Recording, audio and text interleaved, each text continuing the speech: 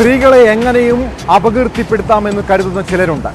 അവർക്കുള്ള മറുപടിയാണ് തിരുവനന്തപുരത്തെ ഒരു വീട്ടമ്മയുടെ നിശ്ചയദാർഢ്യം. തൻ്റെ പേരും ഫോൺ നമ്പറും റെയിൽവേ സ്റ്റേഷന്റെ ശുചിമുറിയിൽ എഴുതി വെച്ചയാളെ 5 വർഷത്തെ നിയമ പോരാട്ടത്തിനൊടുവിൽ കണ്ടെത്തിയിരിക്കുന്നു. ഭർത്താവിനോടുള്ള വിരോധം കാരണമാണ് വീട്ടമ്മയുടെ ഫോൺ നമ്പറും പേരും ശുചിമുറിയിൽ എഴുതി വെച്ചത്. വേട്ടയാടുന്നവർക്ക് മുന്നിൽ പതറുകയല്ല, ധൈര്യസമേതം അവരെ നേരിടുകയാണ് വേണ്ടതെന്ന വലിയ സന്ദേശമാണ് ഇവർ മറ്റു സ്ത്രീകൾക്ക് നൽകുന്നത്.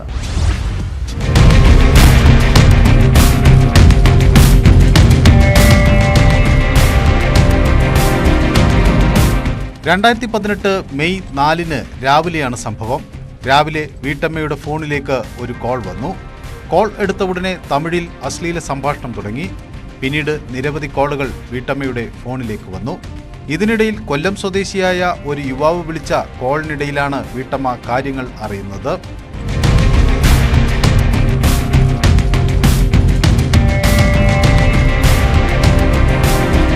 ഫോൺ നമ്പർ എറണാകുളത്ത് സൗത്ത് റെയിൽവേ സ്റ്റേഷനിലെ ശുചിമുറിയിൽ എഴുതി വെച്ചിട്ടുണ്ടെന്ന് പറഞ്ഞ ആ യുവാവ് വാട്സാപ്പിൽ ചിത്രമെടുത്ത് അയച്ചു കൊടുത്തു.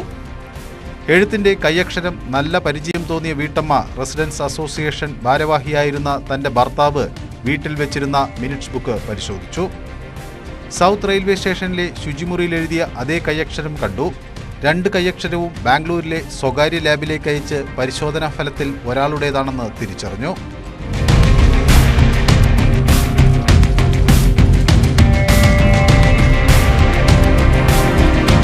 മുമ്പ് Indian Institute of Information Technology Management കേരളയിലും ഡിജിറ്റൽ സർവകലാശാലയിലും അസിസ്റ്റന്റ് പ്രൊഫസറായ ആളുടേതാണ് കൈയക്ഷരമെന്ന് സ്ഥിരീകരിച്ചു. തുടർന്ന് പോലീസിൽ പരാതി നൽകി.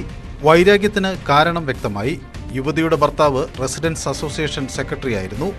അതേ റെസിഡൻസ് അസോസിയേഷൻ കമ്മിറ്റിയിൽ ഉണ്ടായിരുന്ന അയൽവാസിയും യുവതിയുടെ ഭർത്താവും തമ്മിലുണ്ടായ വിരോധത്തിന്റെ പേരിലാണ് ഇത്തരം ഒരു ക്രൂരത കാട്ടിയത്.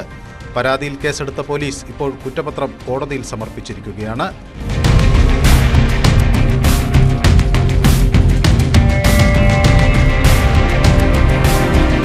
ന്യൂസ് 18 തിരുവനന്തപുരം.